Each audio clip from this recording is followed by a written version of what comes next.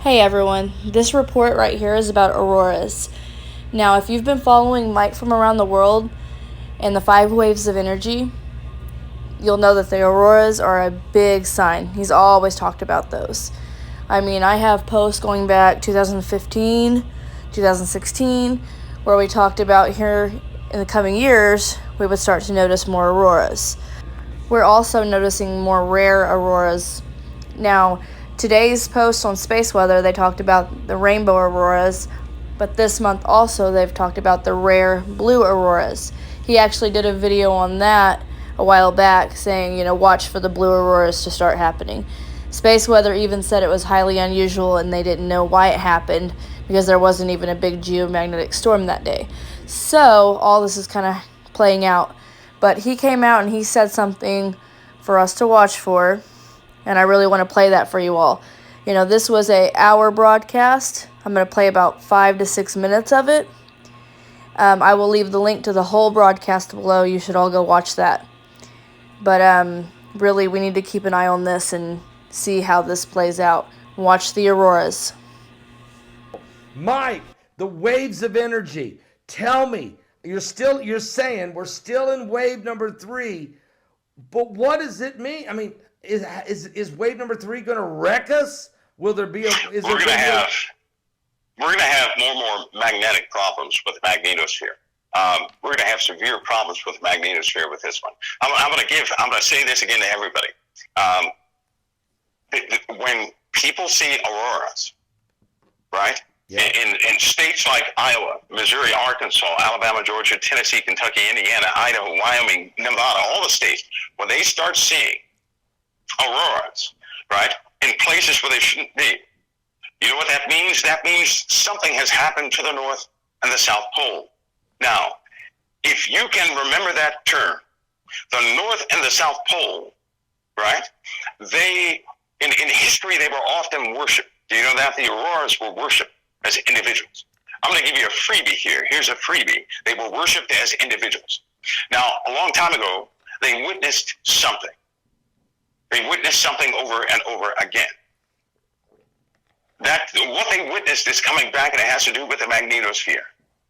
Now, if the magnetosphere begins to collapse in certain areas, not the whole thing, but to collapse in certain areas, right now it's gone down 16% since the 80s. 16%, that's a huge percentage with magnetics. Let me tell you what that means. That means the cancer rate will go up in proportion to that decrease. But right now, it's fluctuating and decreasing exponentially. Something is happening to the inside of the Earth. The dynamo of the Earth is theorized. We don't know if that's fact or not. But the one thing we do know is that the magnetic field of the Earth can be interrupted from the crust of the Earth. We know that with CERN. So then the generation of the magnetic field is taking place from inside the planet. But something is happening inside the planet. Now, if we do have a molten core that's been rotating all this time, just like the sun, the chemistry in the sun is changing. So is the chemistry in the molten core. Pastor Paul, how do you recharge a molten core? Does anybody know that process? The way it has to recharge is that it has to slow down and solidify in certain areas. It has to build up more material to melt again, to be functional again. You know what that means? A partial collapse of the magnetosphere. And what does that mean? That means on a day like today, when we have no CMEs and no solar flares, part of the Earth and pieces of the Earth and cities in the Earth can be fried in less than 2 minutes from the standard solar winds that are blowing, the soft solar winds that blow. They can burn the Earth up. That means we're going to have a problem with the atmosphere. We're going to have severe changes in the atmosphere. But how do you know when this thing is coming? You'll know it by the auroras. When you see auroras on a nightly basis in places where they shouldn't be, without a CME, without a solar flare, without a geomagnetic storm, that means something in the core of our Earth has changed to the point where the poles of the auroras have been disrupted. And you're going to have auroras all over the place. And when you see that, don't sit out there taking pictures saying that's pretty. That's when you really prepare your mind and your heart for the inevitable, because it will be the inevitable. And that's a sign, that's a clear indication that something has gone absolutely wrong within the Earth. And at that time, when you see these auroras, the modeling is saying the same thing all the time, and I've said this tons of times. The Earth will eventually change its rotation. And when it changes its rotation, there's going to come a time when it has to stop. Now, it's so funny because when it stops, there goes the waters again. We won't escape the water troubles. And then it goes back in the other direction. Well, that's going to be a change in all weather, which our infrastructure, nobody's infrastructure can withstand that. So that means consolidation and quite a bit of ruin in several places. Now, how long does this process last? Not long at all. We see the onsets of it already, unfortunately. And the people will see them.